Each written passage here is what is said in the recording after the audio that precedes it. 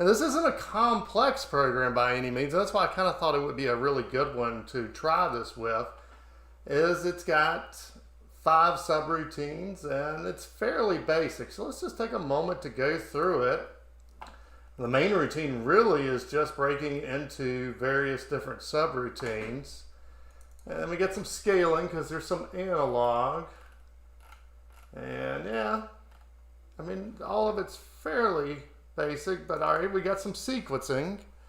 And so we can, talk a little bit about sequencing. Okay, and I didn't say, if you have any questions, feel free to put them in the chat. I'll try to remember to look over occasionally and answer them. Let's see, then we have an output. This really is just grouping all the code together. Here's all the outputs for it. And then there's some alarms. And so we've got an identical system, but in this case they wanted it to be with the Micro850 PLC. And so a couple things. First, there is an automatic conversion and I really dislike it. In fact, let's just go through it. It doesn't take but a second. It has this Micrologix to 800 converter. And let's see, let me export the file. So to use this, you get a file and you're going to save as. And then typically you're saving as an RSS file in Rslogix 500. In this case, we're going to save it as a SLC file. So we're going to save. And then we're just going to select that file over here. And our documentation will be the same. And in this case, we're using a 2080 LC50 48QBB.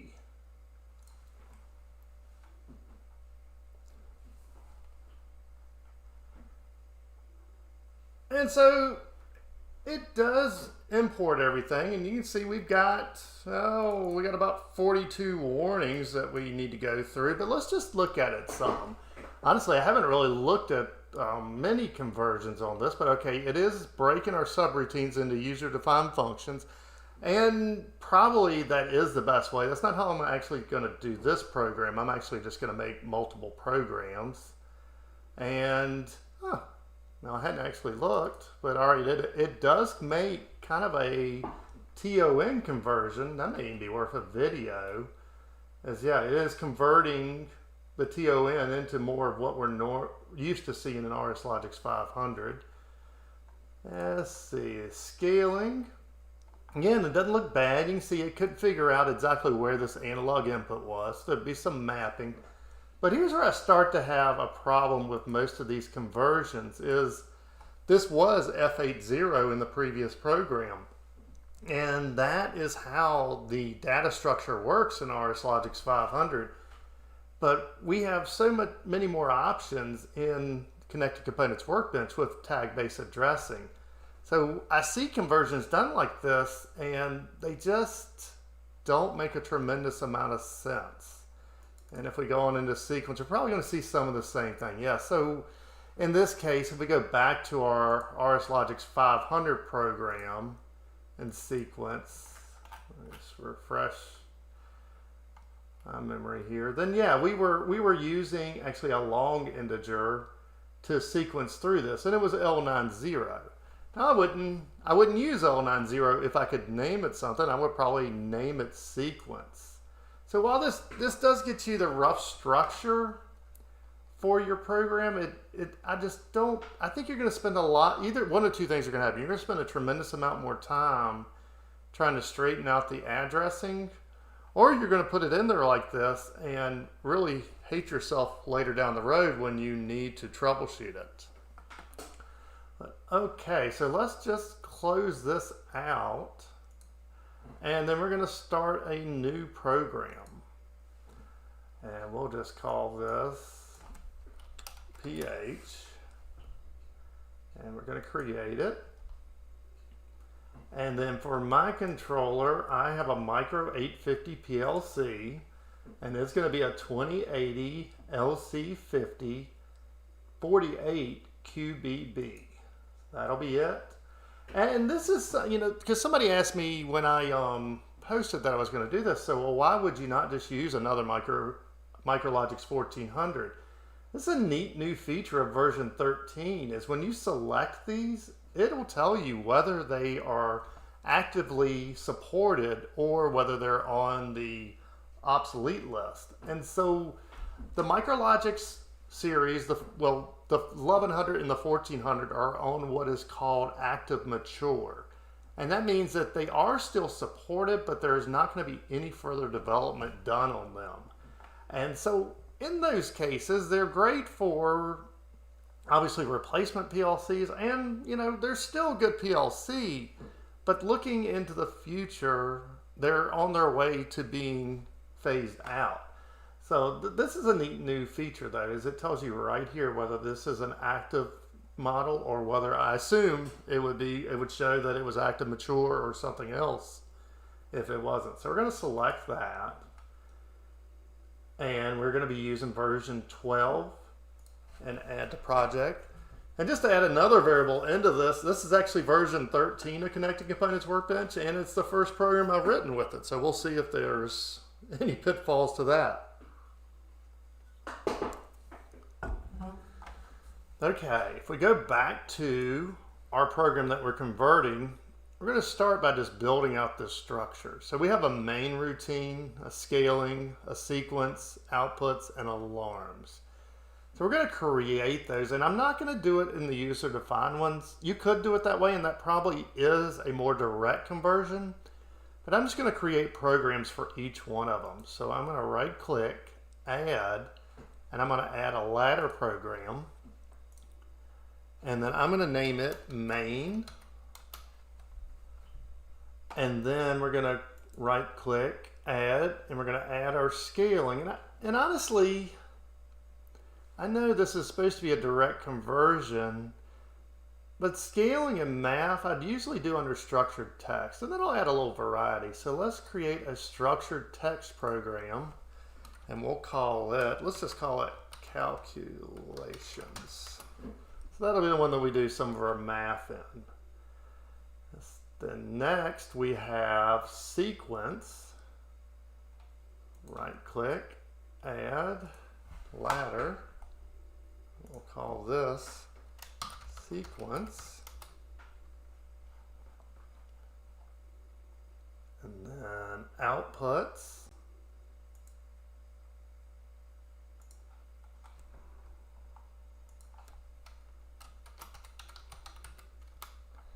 And finally, we have alarms.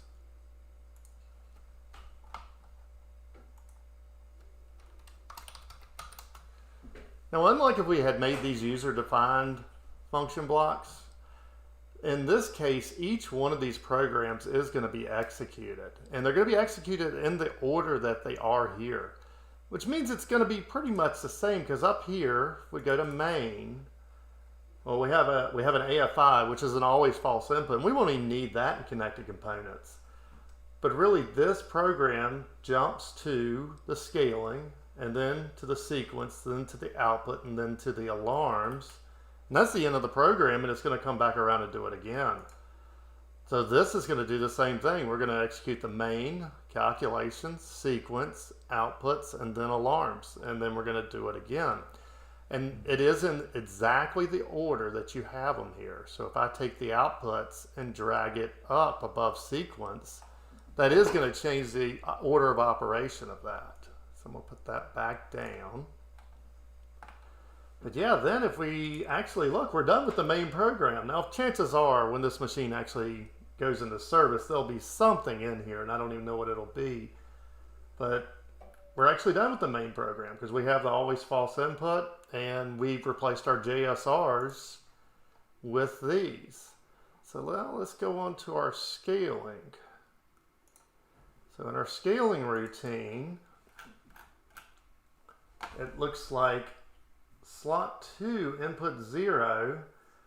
All right, that was our tank level, and it's 0 to 5. So we're just going to do some, we're going to make a structured text example of this. Oh, but I didn't add my I/O module.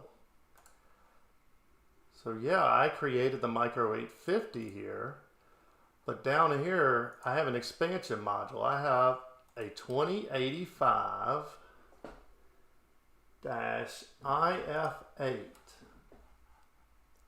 All right, and let's just go ahead and look at what we have and what we're using. So we're using 1, 2, 3, 4. Looks like we have 4 of those inputs we're using. And it looks like they're all set up for 4 to 20 milliamp. But if we're not sure, we can double click on our I/O configuration and then double click on the 1762 IF4. Go to analog input, and yeah, we're 4 to 20 milliamps on all 4 channels.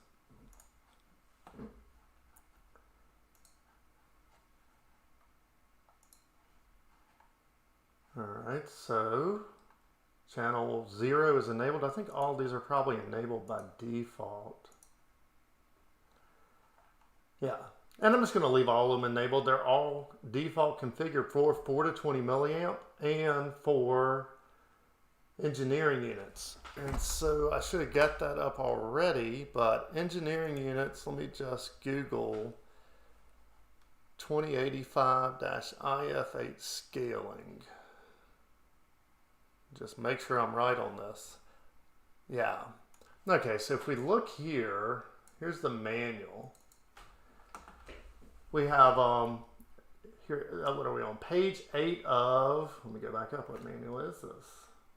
Google's awesome, but sometimes I don't get all the details. The Micro800 expansion I/O modules. And if we go down to page 8,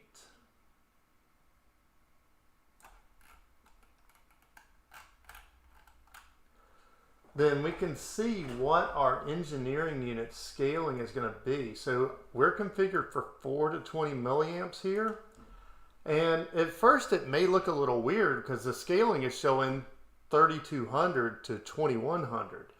But if we look down here on note 4, it says the full range value of, and a 4 to 20 milliamp is going to be 3.2 milliamps to 21 milliamps. So that's where we're getting this value from. 3.2 milliamps is 3200 and 21 milliamps is 21,000. So 20 milliamps is going to be 20,000 and 4 milliamps is going to be 4,000. We can scale it in between there. All right, bring that over here.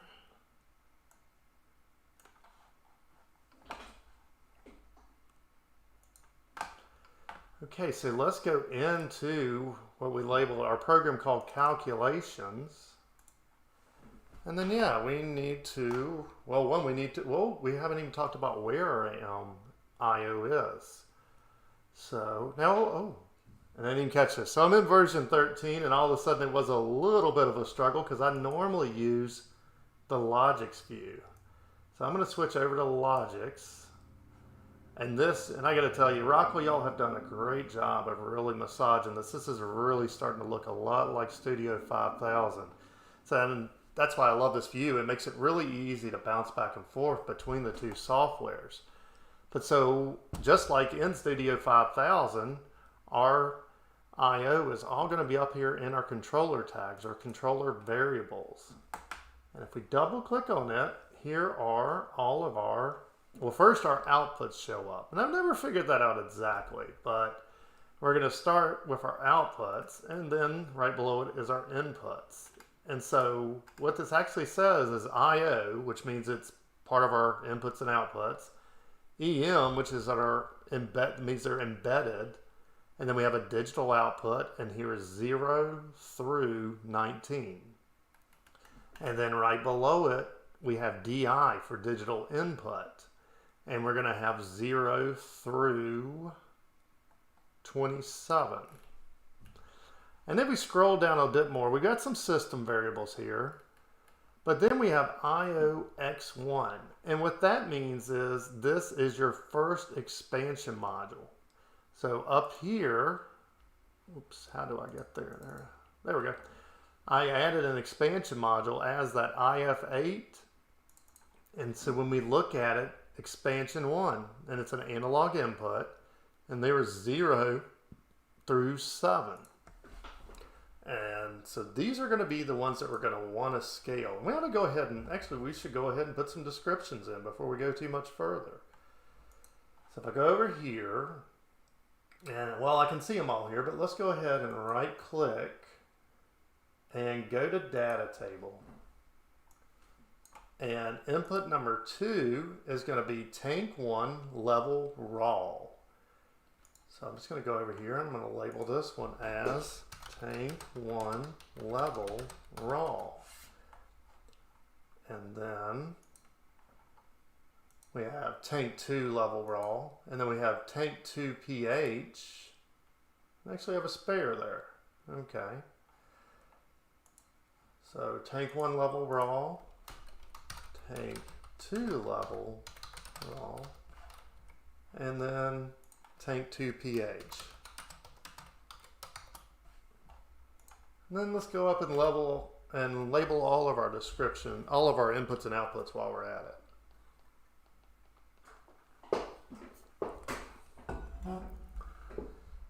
So if we just use our box down here in the bottom left, we're going to go to outputs first. So O, and then let's see, we have 0 as a spare.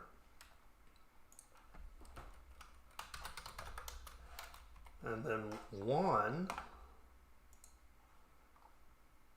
is going to be an alarm light.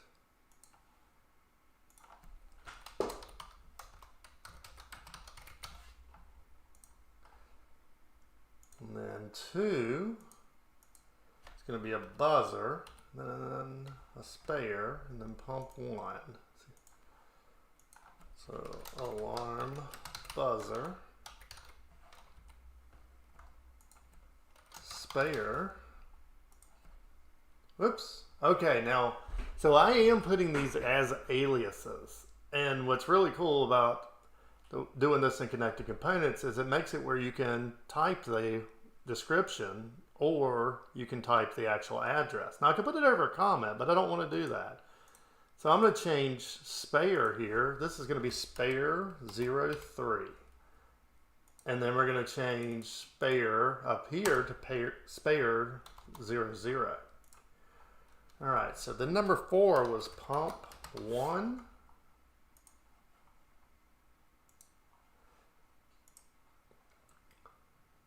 And number 5 is pump 2, and then chemical pump.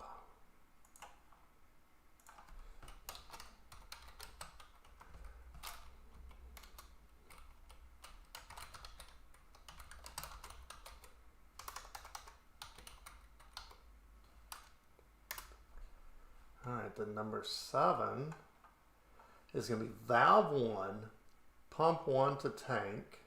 And number 8 is valve 1, pump 1 to tank 2. All right, so valve 1, pump 1 to tank 1. Then we have valve 1, pump 1 to tank 2.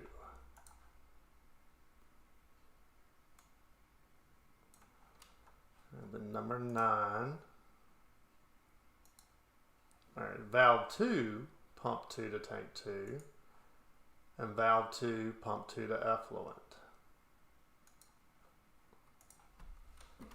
Valve 2, pump 2 to tank 2. Valve 2, pump 2 to effluent. And then we have a number 11. All right, it's spare. So 1, I'm going to hit, let's drag this out just a little bit. There, so we can see it all. And I'm going to hit the usage here. And okay. So those are the only outputs that are used on it. And okay, then our inputs down here. Let's see. Actually, yeah, because I'm trying to think. I don't think there's any discrete inputs used on this. Oops, no, I'm on outputs right now. No wonder I'm like, this doesn't look right. But no. Okay, let's go there.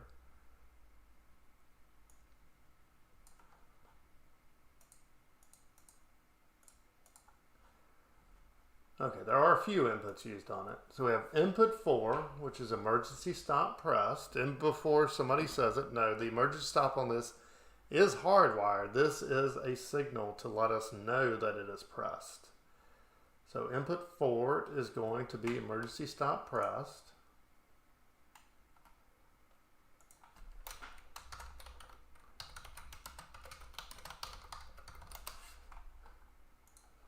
And then input 5 is going to be 24 volt or 24 VDC power OK.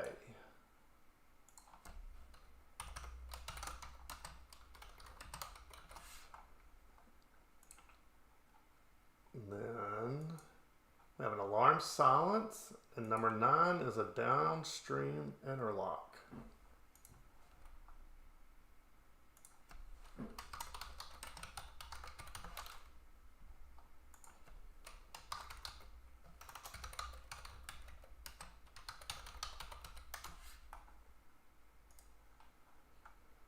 Okay, so I think that covers all the descriptions. I'm sure I missed some, but that'll get us going. And all right, now we could start on the scaling here. So this first one was scaling from 0 to 5. And here we were putting it to F80, but we want a little better description than that. So we're going to go here. And then we want to look at that. So if we hit underscore IO underscore, and then remember it was X1, that gets us there. Now if you're not sure, you could have just scrolled through those. If we just hit underscore, then we can see everything, and we could go hunt and peck and find it, or we can type it in, whichever is easier on you. And so this is going to be analog input number 0. And then we're going to need to subtract. Okay, so 4 to 20 is what we call a live 0. And what that means is when it is 0, it is at 4 milliamp. And when it is at full range, it is at 20 milliamp. So we need to subtract that 4 milliamp, which if we go back and check our engineering units on this, then we're on 4 to 20, or where was that? That was on that manual. So in the manual there, it told us that we are going to be 4,000 to 20,000. So there's where those numbers are going to come from here.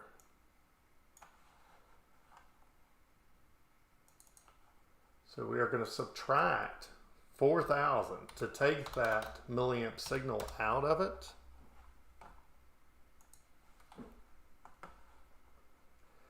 And then actually I'm going to put some parentheses around that because I always seem to mess up order of operation. So I'll probably have too many parentheses, but that's okay. And then we're going to divide it by the full range. Now the full range is actually 16 milliamps because it's 4 to 20. 20 minus 4 is 16. So we're going to put 16,000. Actually, you know, I don't know that I would do this, but for clarity, we can put, and also name it parentheses, 20,000 minus 4,000, which is going to be 16, but maybe when I'm looking at it, you know, years down the road, that might help me remember. So that's going to get us actually into a percent of full scale. And so now we need to multiply it by our full scale. And that was that 5 feet? Yeah, so we're 0 to 5 feet here. So we're going to multiply times 5.0. Oh, and we need somewhere to put this, don't we? And I got a little ahead of myself on that one. So we are going to create a tag, and let's just call this tank 1 level. And that's going to equal colon.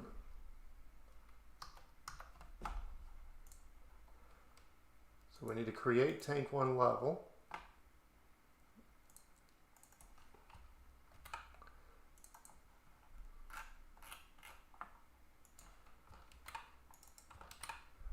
And I'm going to make it a real. That way we can get a decimal place on it.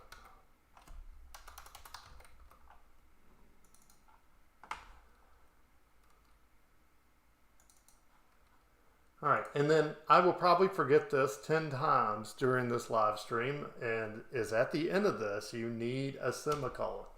And that tells it that, okay, you're done with that line, let's go on to the next line.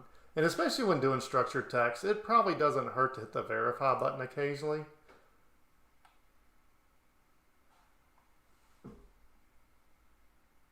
And then I got here, tank one level must proceed. Oops, what did I do there? Oh, I got that backwards.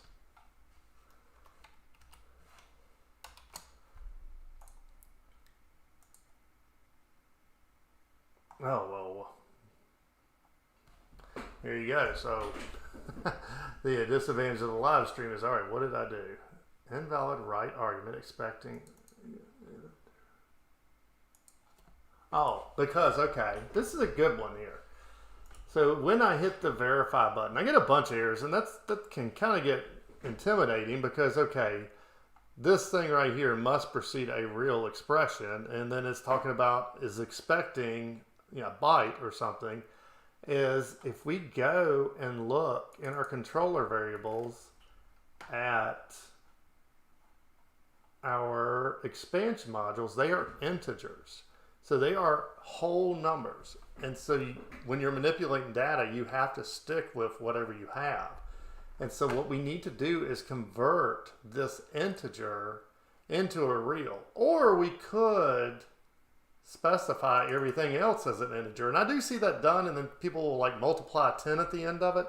But that's not really, I don't know, I guess it doesn't matter in the end, but I think it just looks better to say 5 or 4.5 feet or something. So what I'm going to do is I'm going to go to the beginning of this, and I'm going to type any, and you're going to see all the any instructions coming up. And if you're not familiar with those, we got some videos on those. But we're going to find the any to real. And we are going to any to real that value. And now we'll hit our verify. Okay, and that error goes away. Now the colon, the semicolon, that's the one that usually whips me. And yeah, so let's take the semicolon out just so you can see what that would look like. So if I hit the verify now, expected, or semicolon expected before this new statement. And if we double click on it, it gets us close to where it is. And really, if I see that, I just start looking down the lines, which obviously we only have one right now, but start looking down those and chances are you'll see it. So now we're going to copy and paste that a couple times because our scale will be similar. In fact, our tank levels will be exactly the same. So let's go ahead and create tank 2 level, and it's going to be a real. And then we're going to have tank 2 pH, and it's going to be a real. And we'll go back to our calculations. All right, so the second one will be tank 2 level, and it is the second input on that expansion module. So, well, let me make sure I'm not making a big assumption. I assume the scaling is the same. 0 to 5, 0 to 5. Okay, and then we have a pH, and our pH scaling is 0 to 14. And I really wish, actually, I had a scaling that the lower number wasn't a 0, because that's probably a good thing to go through. But we'll save that for a different video. So this one will be tank 2 pH. And we are going to multiply by 14 instead of 5. And go ahead and hit that verify again. And hopefully I got my math right there. Like I said, you know, we won't be testing this today. This is more of let's write the program. But I just realized, as many times as I have told you guys to do this, I forgot the most important thing in Connected Components Workbench is I did not set my IP address. So we need to go into our controller here and go to our Ethernet setup and configure it. Because right now it's configured for DHCP. And so If you download a program that's configured for DHCP, you're going to need something like our SIM IPE to write a new address to it. So we're going to configure it for 192.168.110, and our subnet's 255.255.255.0. And this one doesn't need a gateway address. But all right, I think, no, there was more to that. I was getting ready to say, I think we're done with our calculations, but no, there was something else down here. Okay, so we are settling time in minutes. Okay, so we're making something probably for an HMI screen. Yeah, okay, this was probably read in the HMI. So I'm going to right click F8.5 and figure out where this is used at. So go to cross reference. Okay, and so this is the only instance this is used. And if you see something in a program that is the only instance it's used and you're like, well, they're not actually doing anything with it, don't ignore it.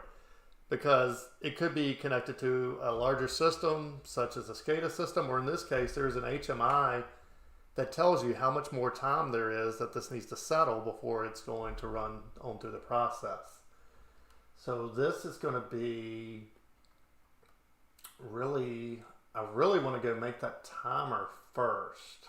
So what I'm going to do is I'm actually going to create just a spot here, because we'll get to that timer fairly quickly. Oops, except for, okay, now, see, here's where I didn't review this, but I still think I like the way I did it, because I really wonder why that timer is where it is I don't want to do that in structured text. I can do that in structured text. I mean, all I'd have to do is put the timer value divided by 60, and we would have it. And I don't know. Actually, yeah, I probably would do it that way. So what I'm going to do is I'm going to go over here to our sequence, because that's where it comes from. And I am going to go to the timer tab and bring down a TON instruction. And immediately when you make a TON, it names it something, such as TON_1, which is okay, but it's not necessarily the most intuitive thing to find later on. So I'm going to go to my sequence here, I'm going to go into my sequence here and open up the local variables. So that's where because that's where that's created at. And there you go, we have TON_1. Now, if I go back over to my program and kind of figure this out, yeah, so this is our settling time. So I'm going to rename this timer from TON_1 to settling time. All right, now that just, makes it so much clearer what it is. And I see a lot of programs that they're TON1, TON2, TON3. I just think that makes it a lot easier to understand later. So now let's go back to our calculations. And, well, one, we need to create a controller variable. And I do want these to be controller variables, these particular ones, because this is something we're reading from elsewhere, or we're sending elsewhere. So this is the settling time in minutes. Now, you may be tempted to make this a time data type, but this actually isn't a time data type. This is a real. We go back and look at our original program. It's F8.5, and F8 is a floating type variable. And so that's going to give a decimal of how many minutes are left. So now let's go to calculations. And we're going to put that our settling time in minutes is going to be equal to settling time. Ooh, all right. So I made a mistake there because, yeah, I need, I said that was in a local variable here. And there's where, yeah, I said earlier, I think I would put this over with this one. Because really, I like to group kind of stuff by its function, and this was probably added later, and honestly, I did write this. It was added later without a lot of thought because somebody probably wanted a timer. I'm like, yeah, throw a timer in, throw it on the HMI, and we're done. But no, I would actually normally, if I was writing this from scratch, and here's why I don't like the automatic conversion tool up here, the Micrologix to 800 converter, is really, this is one of those cases, that little glance of it, I just realized, okay, that could have been done a lot better. So I really do want this down here in this sequence, and I probably want it right here with this. So I would probably put a branch here, and then I would bring down an instruction block, and it would be a divide. And okay, first we need to assign this elapsed time. So we're going to create a variable.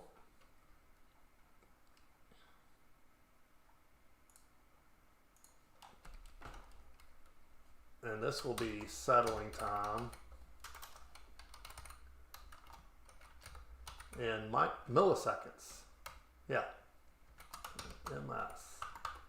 And so I'm going to make that a dent. And then we're going to take that same thing, we're going to put it right there. And then make sure I'm on the right track here. Yeah, okay, that was divided by 60. Now, this is in milliseconds though.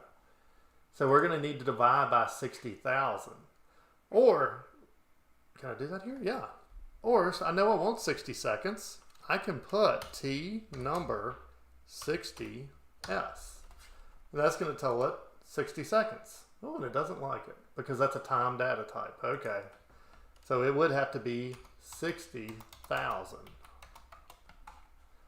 And then we're going to put that in settling time in minutes.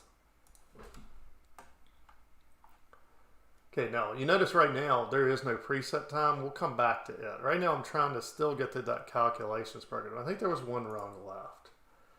Okay, so then we have a downstream interlock. Okay, and it looks like both of these were probably added at the same time, and they really have to do with more of some HMI signals that were needed. And I was probably thinking there might be a multi-state needed eventually, but it looks like I only used 2 states. Now we're going to keep it like that, but I'm going to move this, well, I'm going to move it to the alarms program because I think it makes more sense there. The alarms are really mostly HMI indicators, and this is an HMI indicator. So there you go. Now you know, guys, my programs aren't perfect. But all right, so we're going to go to the alarms, and that was going to be input 9. So we'll go to the IO tab, and we're going to go down to our inputs and find number 9. And then we're going to bring an instruction block down, and this will be a move. And in this case, let me make sure I got these straight. If we have a 1, or if it's examine if closed, then we put a 0 in. So, okay, that one's wrong. But we're going to use it in a second. So let's go and put a branch in. Drag that and that. And yeah, we're going to put a 0 here.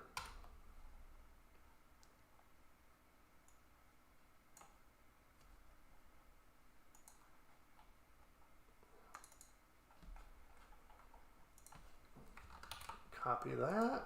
I'm going to paste it here. Oops, got it on the wrong side. There we go. Okay, and this needs to go to, I believe that was an integer. Yeah, so N78. Okay, this is downstream interlock status. So that's what I'm going to name it. So I'm going to double click here. And it's going to default to local variables, but I need this on the HMI, and so I'm going to make it a global variable up here. So downstream interlock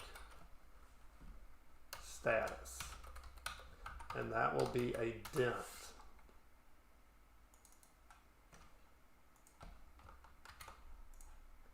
Put that there. Okay, and then is that it? That is it. So that's it for our scaling. So next we're on our sequence program. All right. So this one, what type of, okay, so this is, and I thought, man, we ought to do a video on this. We did some binary videos, but this is actually putting values into an integer. Actually, this is a double integer to shift bits, and that's how it's tracking it. So yeah, this is actually a pretty good one. Maybe we will set this up on a trainer and see if we can do some simulations with it. It might be a good one to kind of talk about sequencing some more. But all right, we're going to start with just building out this basic structure. So we have an XIC, a greater than or equal to, we have a timer, and we have a move. It'll be a miracle if I remember all that, but let's try it. Okay, so we have this that we've added, this settling time, and we'll find a home for it in a little bit. For now, let's bring a rung right above it. We have an XIC. I'm not going to worry about, I'm just trying to build the structure right now. Then we have a greater. Is it a greater or greater than equal to? I can't remember now. It's one of the two. And then we end up with an output. Oops, and then we had a timer. No, we don't have an output. We have a move over here. Well, let me just go back and look. We have a move.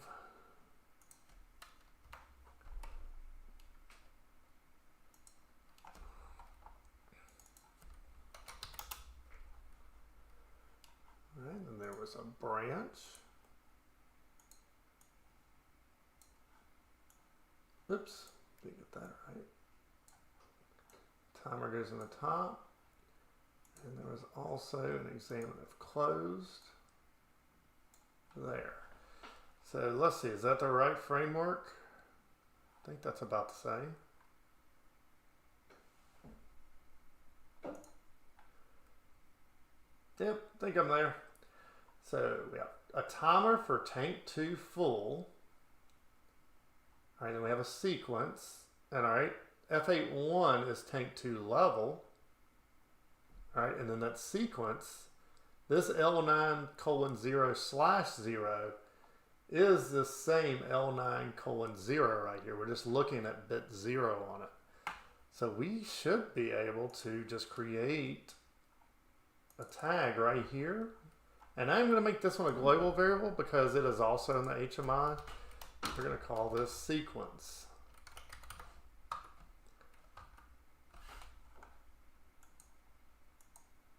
Why does it not like sequence?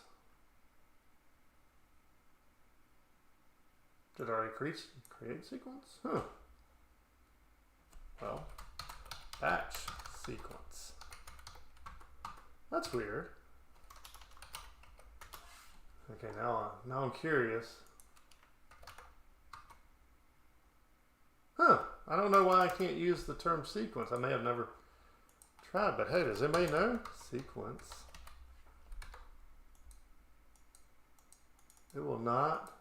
Came up with something for a second. Oh. Well, I get to stay over it. Ah, okay. So sequence must be used internally. Oh no. Okay.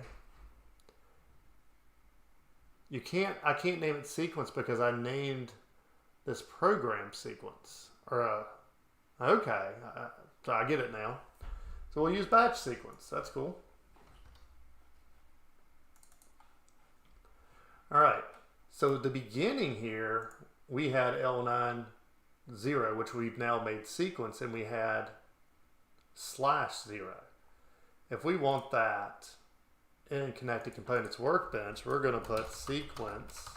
I'm sorry, that was batch sequence. Batch sequence .0. And that's going to be the same thing. And we can also, did that have a description? Yes, it did. So fill tank 2. So I definitely want a description of it. But you know, I think I've ran into this before. I don't think I could figure out how to add a description to a bit based off of that. Oops. So that's the, hey, there's something maybe somebody can help me figure out. Is yeah, I cannot I do not know how to add a description to this. So this is going to make this one really difficult. I'm going to have to think through that. Because, yeah, I don't think that's a good idea.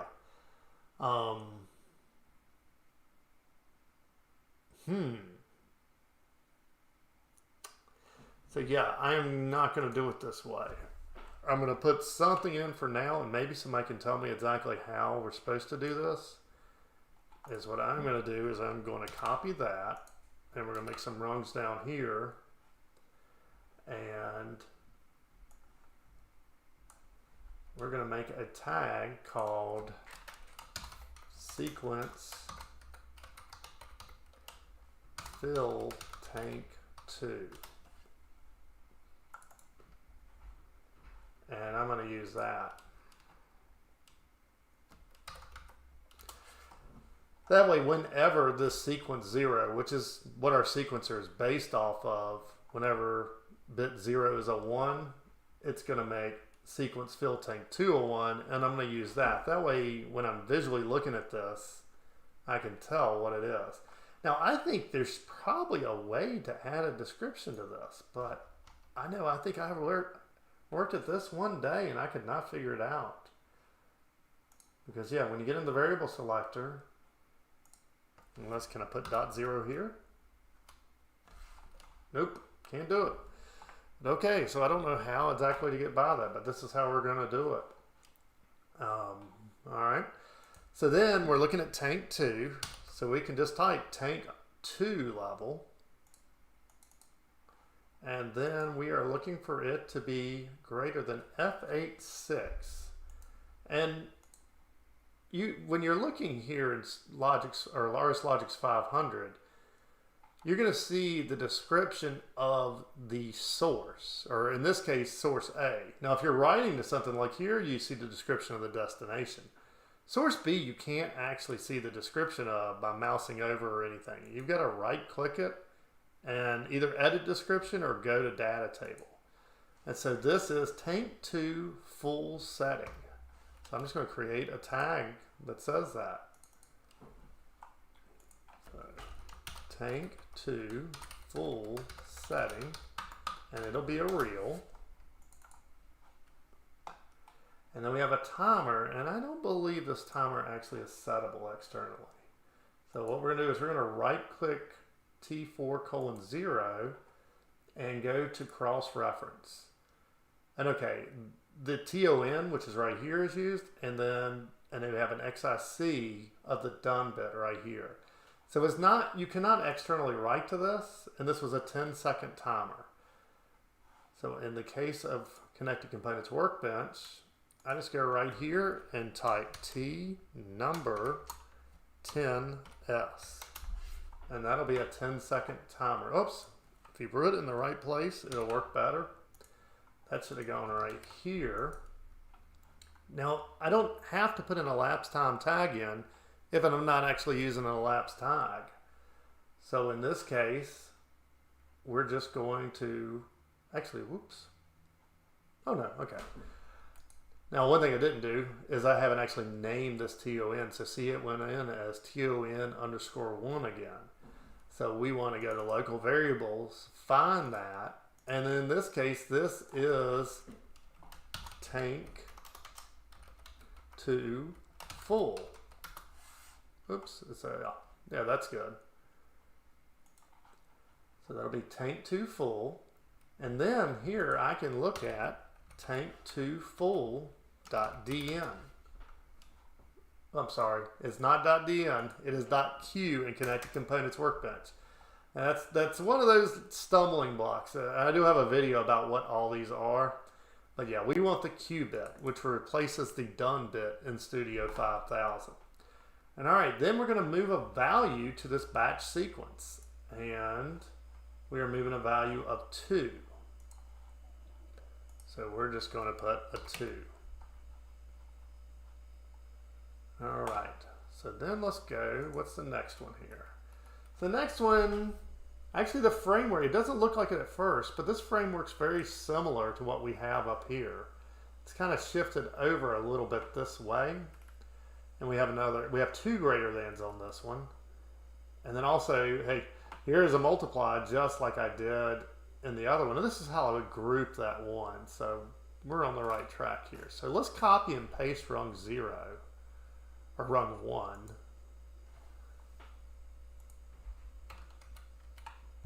Because this is a good place to start.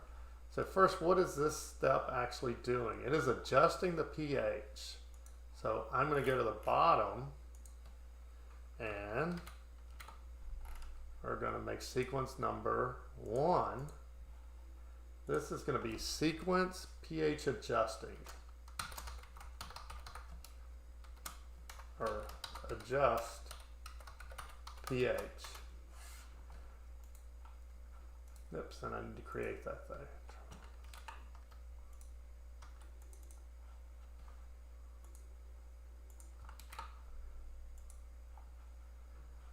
Alright, so then we can copy that, and that will go right here. And okay, in this case, we are looking for our pH to be greater than, what is F87? Our pH high setting, or, let's see, pH low setting.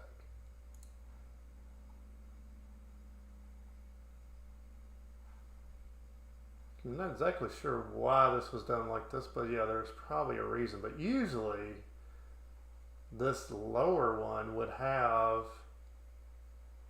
be a little different, but I can't, it's been a while on this one, so I don't really remember what was done.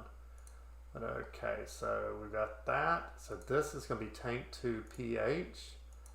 And then we need a tank 2 pH high setting and a tank 2 pH low setting. And these are both going to be global variables.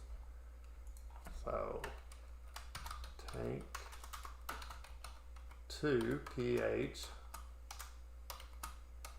high setting, it's going to be a real, and tank 2 pH low setting, and it's going to be a real. And we're going to be looking at the high there. And then we need a branch around that. And we're actually going to copy this. Put it right there. Whoops. And then this. Whoops, did I not enter it? I did not enter it. Or am I editing the wrong rung? I'm editing the wrong rung.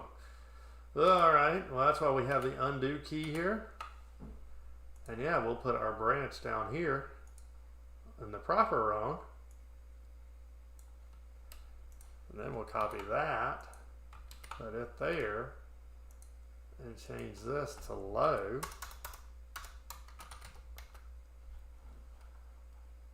And then what do we have? We have a pH adjusted timer. And T401, this is that timer we've already stuck a little bit of from the scaling, yeah. T401. Okay, so yeah, this rung that we have is going to find a home now. Alright, so adjusting, and then we're going to move a value of 4 when it's done. So pH adjusting.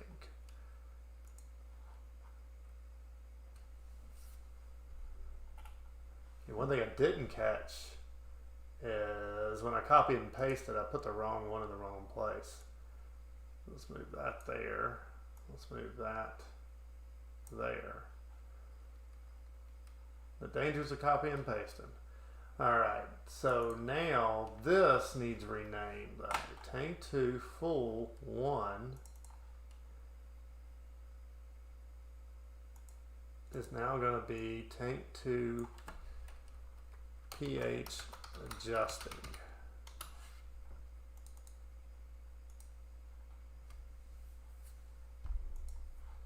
Alright, so then this will be tank 2 pH adjusting.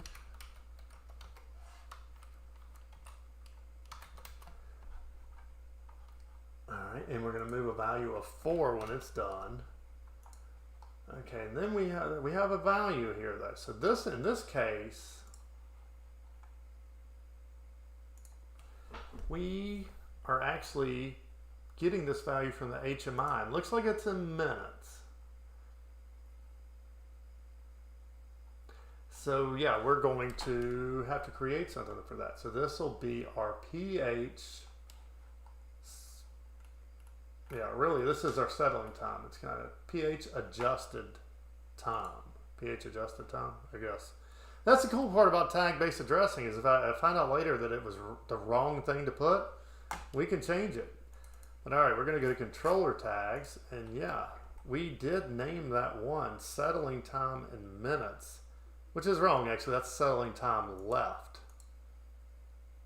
And let's make it pH settling time. How about that? pH settling time left in minutes.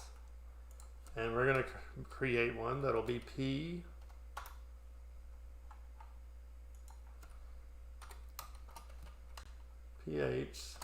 settling time, pH settling setting. Geez, there's a tongue twister. pH settling setting in minutes. And that's going to be a real. It's not actually a timer tag. All right, now let's go see if we can put that in here. So first, this does have to be a time data type. So if I just type pH settling time in minutes or pH, oh, see, it's not even coming up. So there's the whole deal. These are the only ones that are optional. Or I'm surprised some of those come up though. pH setting in minutes. There it is. Okay, if we bring that in, see it says data mismatch. And that's because if we mouse over this, it says that we're looking for a time data type. And we have this as a real data type. So now what I'm going to do is I'm going to extend this branch down right here.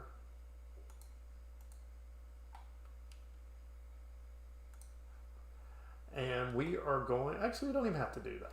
We can put it right in line, but I think this rung's going to get shoved way out if I do. I don't want to work this. Yeah, let's just put it right in front of it. Because we're going to need that too. We're going to type any again, because the any instruction is just great. We have an any to timer variable.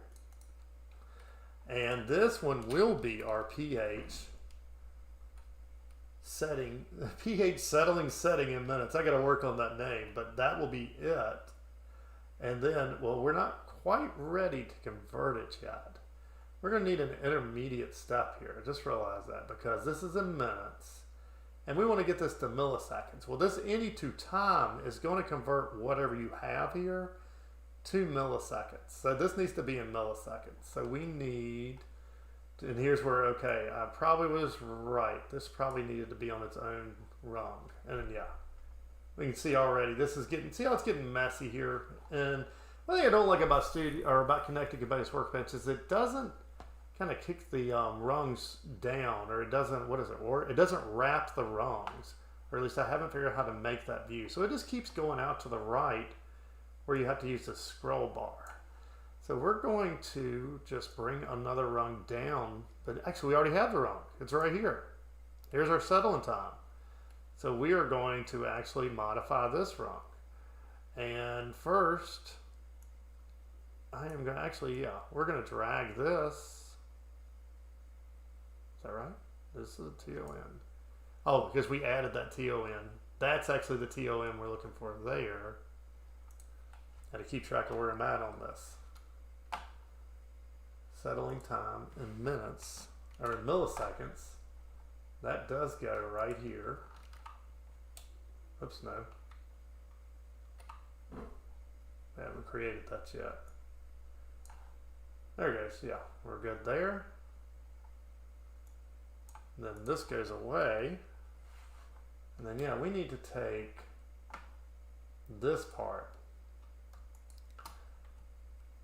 and just move it down here. And the reason we're moving this down here is just organizational wise to keep our brain straight. Is that rung was getting ready to get way too big. And really when I'm troubleshooting it, the main thing I'm going to know is it in this step right here, and what are these values? Because that's going to start this timer, and that's what's going to get us through the sequence. This one right here is more of just figuring out some math for it. All right, but we have, where was I even then? We are going to need, okay, we have an any to time. Okay, and then we needed an instruction before because we had to get that into milliseconds. So we are going to do a MUL, or multiply. And our I2 is actually going to be this. In fact, this ends up being the opposite of what's right below it, because here we're dividing to figure out our stuff in minutes. Here we're going to multiply to figure it out in milliseconds. So this is 60,000.0. And this input is going to be that settling time. Man, I've got to rename that. pH settling in minutes. That's what we want. And then we're going to need to put it somewhere, though, just as an intermediate step. In fact, unfortunately, I don't know, there's not a real clean way to pull that off otherwise, but we only need one day. So we're going to go here and we're going to make a pH, and man, I just can't think of another term for this, but it should be better. pH setting in ms, or milliseconds. And that's still, at this point, we're still a dent. I'm sorry, we're still a real. So we're going to need that. And we're going to put it right there. And we're also going to put it right here. And now we're going to need it one more time, because we need pH setting in time. I know that's a lot of crazy setting things, but so pH setting in time. And this will be a time data type. So we're going to bring that, and then this tag is going to be right here. Okay, now one problem is this is in milliseconds. So I see already we got a yellow triangle here. I brought that in from the other program. We kind of stuck it here, but it's going to have the same thing. It's going to need this any2 to get us in something we can work with. So we're going to bring down another rung. I'm sorry, another instruction, and this will be an any2, and we want an any2 real here. Oh, and yeah, so I've got a video coming out here in probably next week. You notice the any2 reel is missing, and I don't fully understand why, but they consider in the Logix view the STOR, which is a string to reel conversion. They consider it to be the any to reel. So just be aware of that. I just figured that out not too long ago. But so this needs to go here. And man, we got to make another one of these crazy pH setting things, because now we need pH setting time left. All right, yeah. Or I'm just going to put ET in time, elapsed time in the time format, and it'll be a time. So that goes there. Then we can copy that and put it right there. And there we go. Oh, why is that got an error? Oh, why did I not do a reel on this? This should be a reel. That's a mistake on my part. So settling time in MS, the only one that actually isn't a tongue twister, oops, is wrong. Oh, come on now. So that, well, should be a reel. All right, we've done enough here. It wouldn't hurt to go ahead and hit this verify button up here, and let's just see what we might have wrong.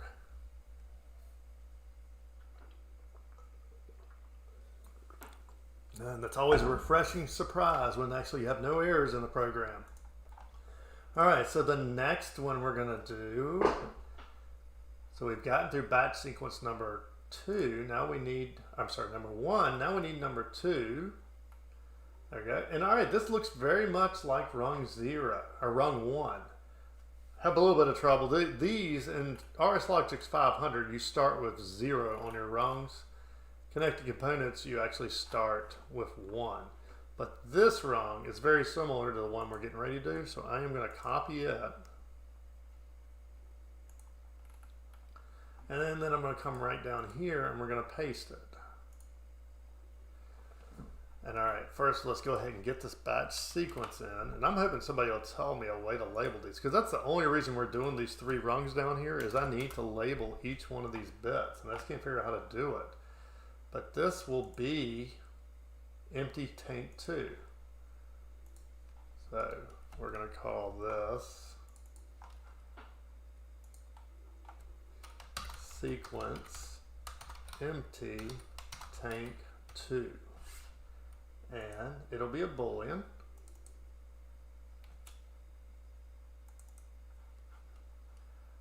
And then we can take this and put it in place of that. And okay, so first this is empty tank 2, not tank 2 full. So let's go ahead and edit it. And find that. And it will be tank 2 empty. Back here. Okay, and what does it call for tank 2 to be empty? All right, well, tank 2 has to be less than tank 2 empty setting, which makes sense. So we're going to create a tank 2 empty setting, and it'll need to be a global variable or a controller variable because we're going to set it on the HMI. So this will be tank 2 empty setting, and that will be a real. And so this will change to an LEQ. And this will be tank 2 empty setting. All right, and then this will be tank 2 empty Q. And probably this is not settable, but we're going to cross-reference T4:2, and yes, it is only used right here, this little bit. So there's just a 10-second delay, just to probably there was probably some turbulence in the water, so it was just to make sure that it was actually reading okay. So first, that goes right here. So, all right, it already is. That one's set to 10 seconds from the first one. And then what are we moving? A value of 4? Oops, I think I may have skipped one, or did I? Let me double check that one. We're moving a value of 8. So move up a little bit. Ooh, I missed a. Did I? No, okay, it's right here. 4. That's the rung we added. So then we're going to have 8. Okay, and then what do we have? All right, and I mean, that's why I thought this program was really good. We just went through a really basic 3-step sequencer, and really with a little bit of massage, and you should be able to put this into your trainer and make it work. But okay, in these conditions right here, we're really going to just reset our sequence. And okay, it looks like there's a button to reset the sequence. We reset it on power up. We reset it, actually, if it's, and I say reset's not the right word. The sequence starts at 1. So if we have a value of 0, or mainly we're less than 1, we're going to move a 1 to it. And then, yeah, if we're greater or equal to 8. So when we get to 8, which means our tank is empty, the process starts over. All right, so we need to add 3 branches here, 2 over here. We're just going to start building the structure out. So run down, and we're going to bring a couple branches, and then we're going to click the bottom of it and right click Oh, come on now. Why is it not letting me grab that? I think I have to actually put something in there usually to grab that. So yeah, we'll go ahead and put something in. Just bring an instruction block down. And now we can probably, yeah, now we can insert it. So below, need one more. That gets us close. All right, then we have greater than or equal to, a less, and 2 XICs. So GQ, the instruction block for a less, LES, and then we have that. Up here we have an unlatch, and we have a move.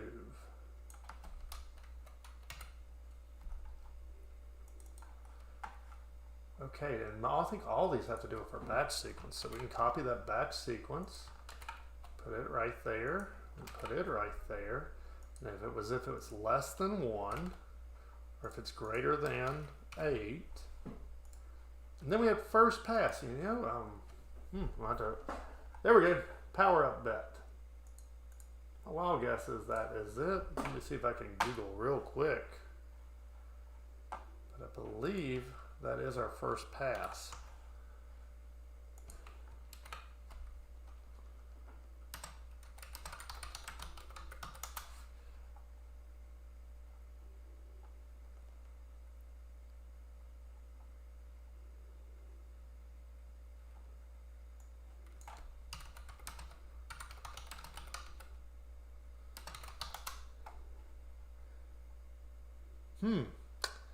Well,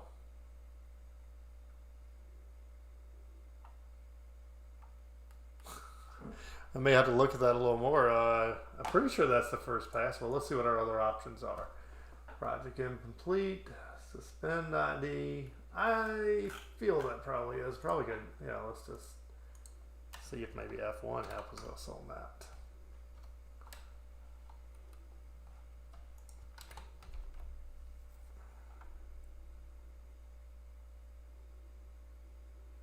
Okay, so yes. I F1 and then I searched over here for that bit, and yeah, it is true only on the first scan after a power up or running new ladder for the first time. So that is the bit we're looking for. So that way every time we cycle power it starts over. And that last one was it just called sequence reset? Yeah. So we're going to make a global variable because this is on the HMI. It says sequence reset, and it will be a Boolean tag. So sequence reset. And we'll have that same, that's what it's unlatching over here. That way the HMI puts a 1 there, and when it's done resetting, it sets it back to a 0. Sequence reset. And then in this case, we're going to be moving a value of 1 to the batch sequence. All right, so that takes care of our sequence. Well, let me make sure before I jump the gun and say that. Yeah, so that's the end of that one. And now what are our outputs? But yeah, I didn't actually think about it, but this one's good because somebody asked recently how to do HOAs in an HMI. And this is how I would do it in Connected Components Workbench, although I wouldn't, again, I'm not going to use N7:0 for it. I'll probably create an array. Yeah, I'll create an array of integers, and that's how we'll do it. So let's go ahead and start that. We're going to go over here and we'll open up our outputs. And you know, just for housekeeping, I'm going to close all these. Ooh, well, I was getting ready to save, but let's make sure we save everything. But yeah, mainly, I haven't saved this at all while we've been doing this, so I probably ought to hit that save button. All right. So we had an equals, and then we had a branch, and we had another equals, And then in the bottom rung, we had an AFI. AFI.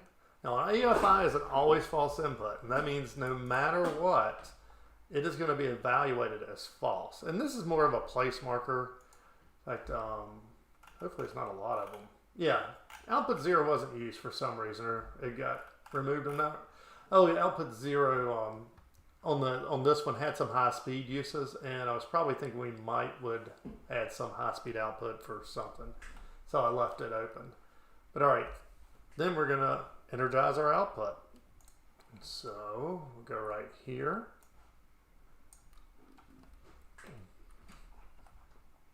And we're going to go to our I/O tab. And there we are, spare 0. And then we need to create a tag for this. And here's where, yeah, I don't think I create one for each one of them, but okay, we have 20 outputs, 0 through 19. So I would create a tag, let's just call it HOA outputs.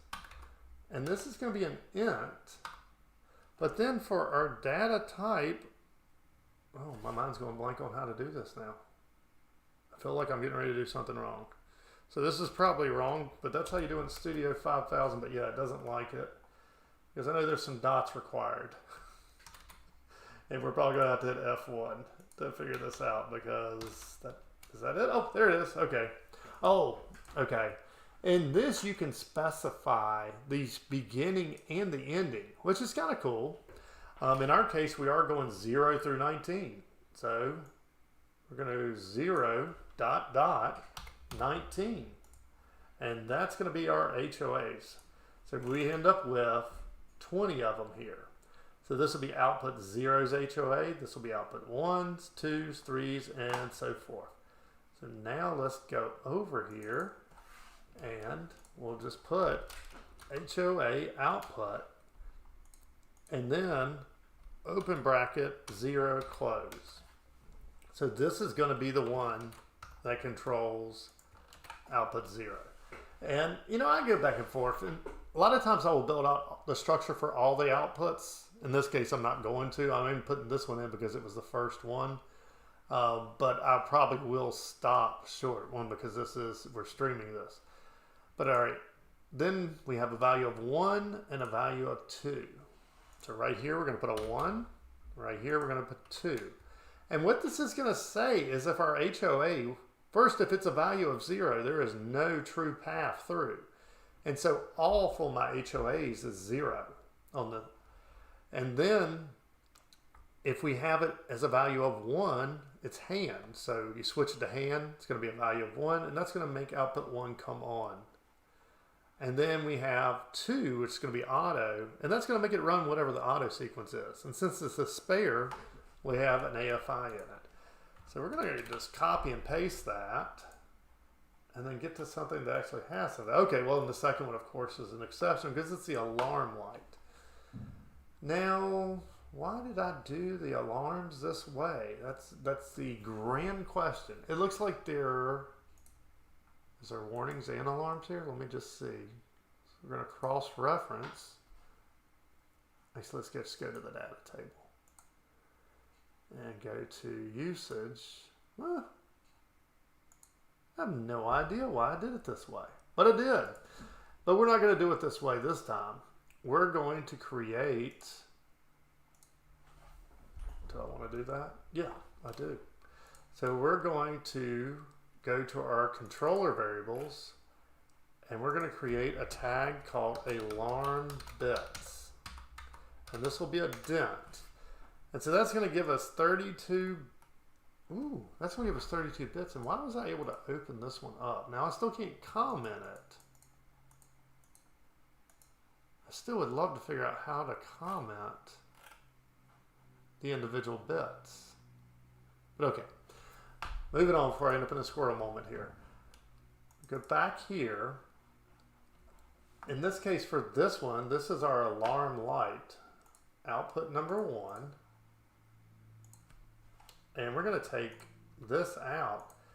And over here we had these 4 branches.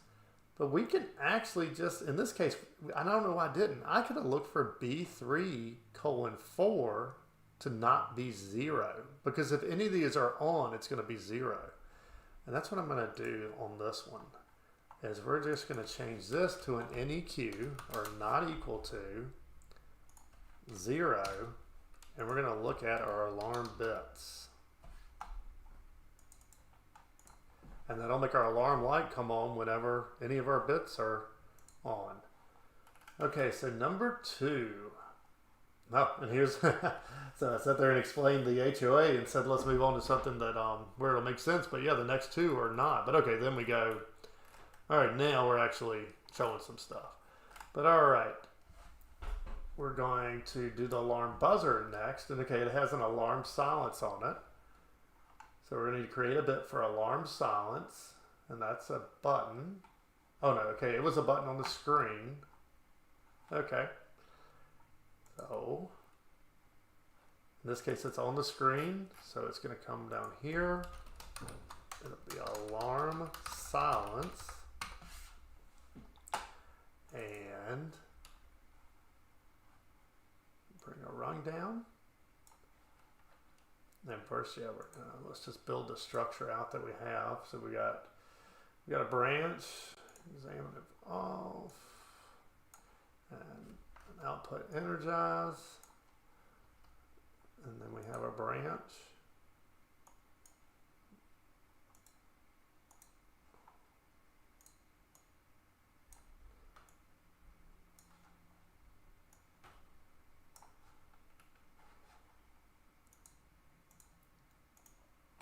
And then we have, oh no, the alarm silence is a physical input, okay. Let's see, examiner, close, close, close, and an output energize.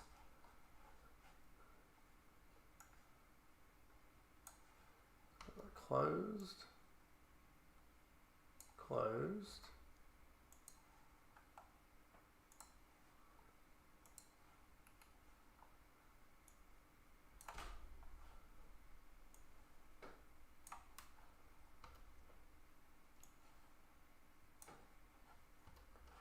Okay, and in the end, this turns on output 2, so it's going to put that in.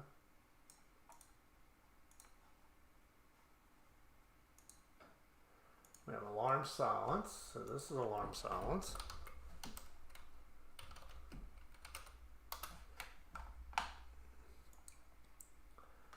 And then we have alarm light.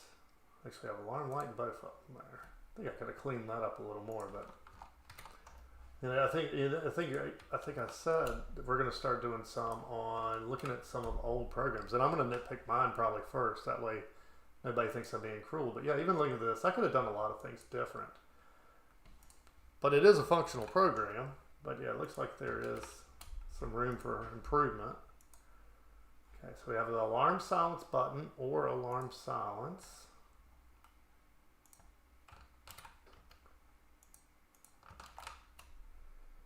So now, alarm silence. So you notice there, I didn't have to type this long thing. That's one thing I do like about Connected Components is, one, you can use spaces. I mean, you can have a really legible description or alias. It's not, because it's not exactly the same as an alias in Studio 5000. Well, that's what they label it as, but it really works smooth on that. But okay, that takes care of that rung. Next, let's bring down another rung.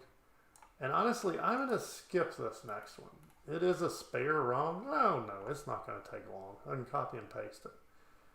So yeah. Just click there, copy and paste.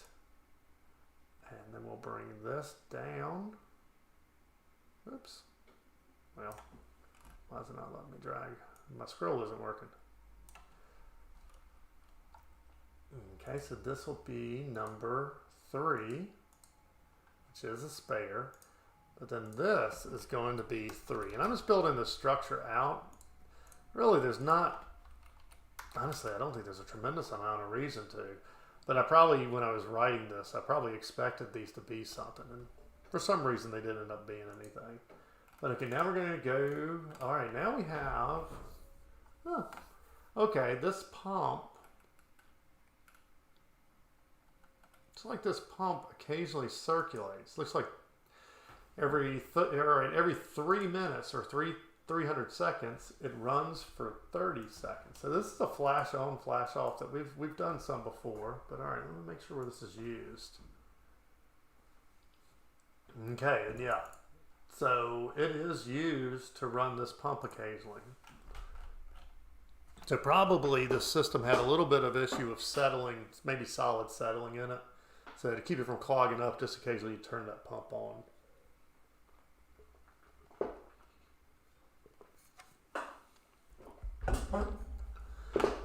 Okay, so we have pump one. Let's call this, let's see if we can, not into that settling thing again. This will be pump one, circulate on, and pump one, circulate off. And that's, so we'll just make some local variables for those. Let me close some of this up. Actually, it's okay. So we're going to have pump one, circulate on, and it'll be a timer. And we're going to have pump two, or no, pump one, circulate off. Should have thought about this. Is not the right. This isn't how I would do that. I would create the TONs normally. Let's just take them back out. And yeah, all right, bring down the rung and just start building the structure out for it. So we would have examine of open. We're going to have a TON. And then we're going to have an examine closed. And then we're going to have a TON. All right, now I would go here to local variables, which actually, let me go back there so we can see it. Is we end up with TON1, TON2. This is our circulate on, this is our circulate off. So this will be pump 1, circulate on, and this will be pump 1,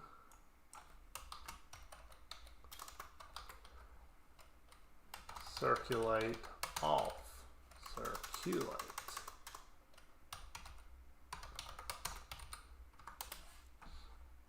All right, so now they come in, and so this will be pump 1, circulate off, dot Q. And this is going to be pump 1, circulate on, dot Q. And let's make sure. So yeah, pump 1 off, turns on the TON, pump 1 on, circulate. Actually, yeah, I'd have spent some time probably. This is a really difficult one for a lot. Yeah, all right, circulate's a difficult word. I spelled it wrong there. But this is a difficult program here for a lot of people to understand. They know it works, and this is how we make flashing lights. This is how we make cascading timers. We make all types of neat things with them, but a lot of people really don't know how they work. But okay, we have, looks like neither of these are settable. Let's double check. So cross-reference. Okay, we're using the TT. Mainly, I don't see a PRE or a preset over here. And we'll double check this one. Again, yeah, no preset. So we're not changing this time. So we're 30 on, 300 off. So go over here. And this will be T number 30S. And this will be T number 300S. Or, no, since we know, 300S, let's make sure we understand that's specifying seconds. Now, there's 5, this is actually 5 minutes, so 300 divided by 60 is 5 minutes. So if I know it's 5 minutes and I don't want to do the math, I can just put in 5M. And that's going to be 5 minutes. So this will be 30 seconds on, 5 minutes off. And really this, so again, going back to these automatically converting programs compared to at least going through it. Here's a good example. This is so much clearer, 300 seconds on, 5 minutes off, compared to 300 or 30 seconds on, 5 minutes off, compared to 30 seconds on, 300 off. I mean, yeah, we can figure it out, but there could be some crazy number in that 300 spot, and that's where, this just works really well. All right, that takes care of that. So our next rung, I believe, is actually where I was hoping to get to show you the HOA. Okay, so yeah, now we're finally to something halfway functional. Because yeah, even this has to do with the valving. But all right, so we have an EQU, and this is our HOA. And then, okay. So we have an interlock. So what this is pump 1 can run to tank 2, or it can run to tank 1, depending on the valving of it. So we have to have a little time to make sure that the valves shift. But all right, HOA for output 4. And let's just start building the structure out. So equal XIC, couple greater thans, an XIC, and an OTE. So equal,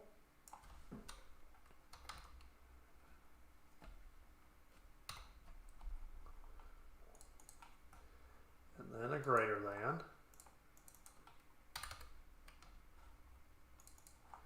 and then we have a branch around it. We have another one, and then we have an XIC. And then we have an OTE. Oops, wrong OTE. It's a negated one. Okay, did I actually get all that? Let's see. Equal, greater, XIC. I think that's close. Yes, it is. Okay.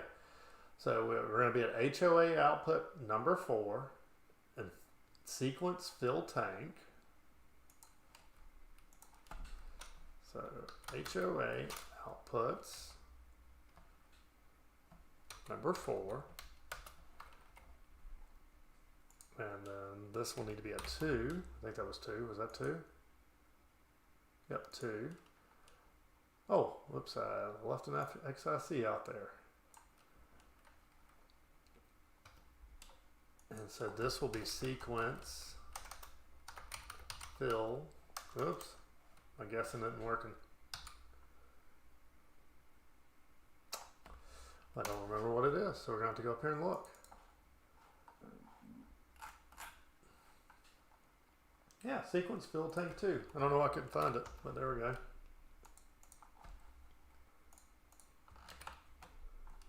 Ooh, because so I made a mistake. I sat here and I made all of the sequence outputs, even though I made the sequence a global variable,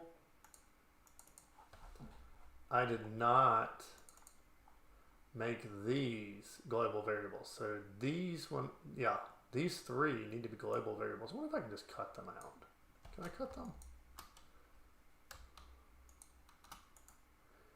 Says I can. Let's see if I can just paste them up in the controller variables. Yes. All right, so now we got outputs. So just so we understand what happened there, yeah, if you have a local variable, you can only access it from the local program.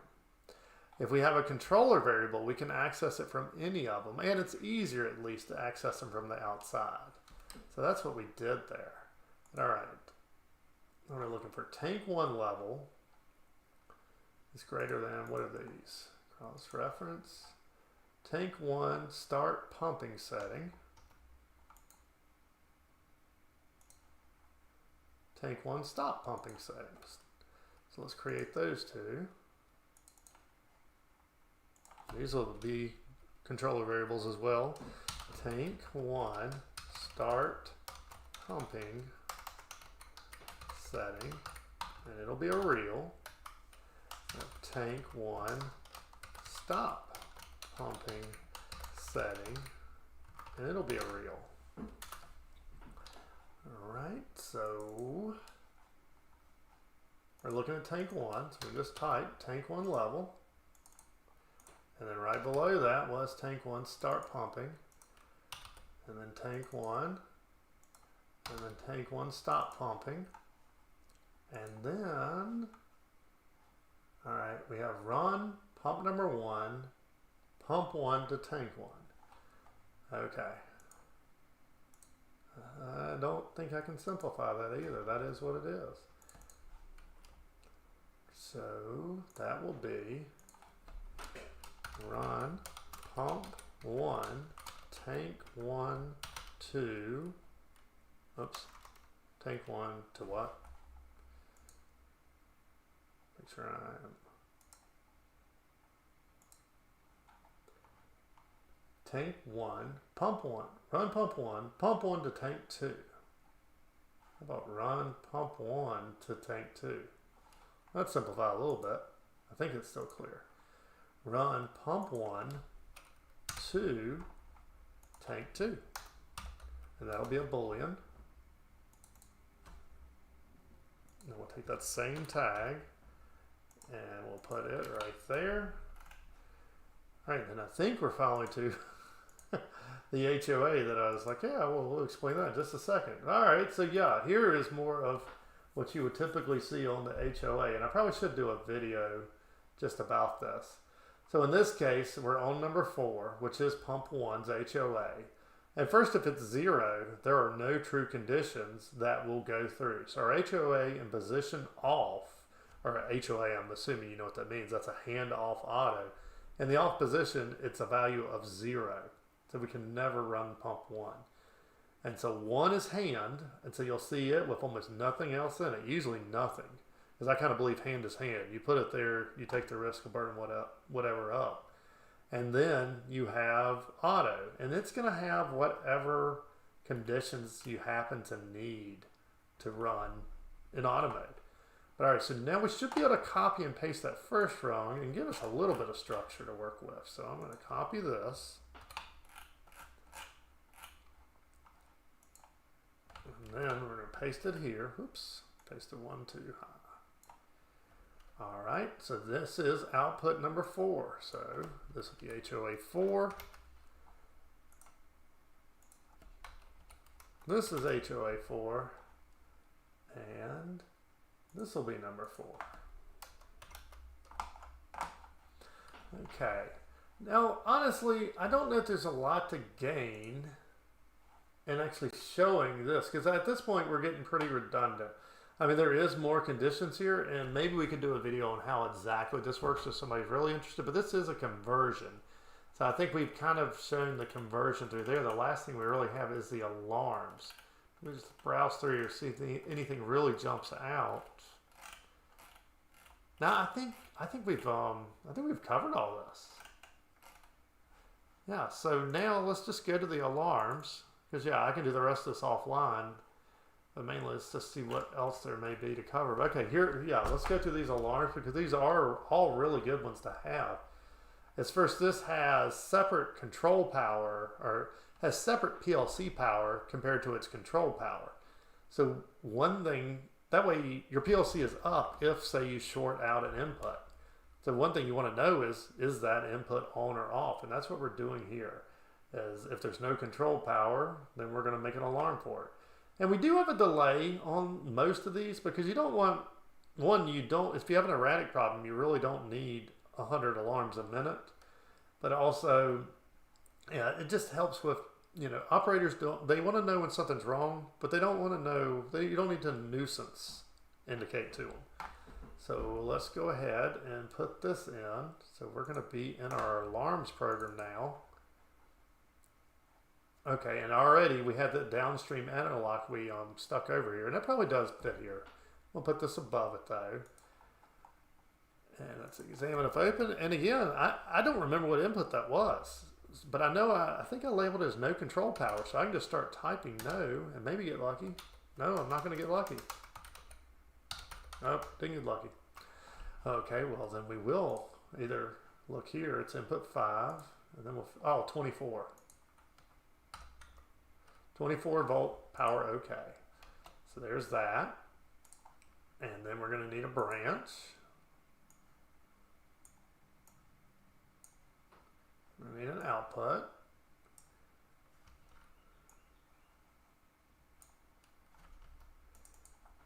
This will be a TON. And so here's an example. I don't particularly care about this TON anywhere else. So I don't know that I really need to name this one. This one, in this case, I would leave it just as TON1 because it is localized just to this area.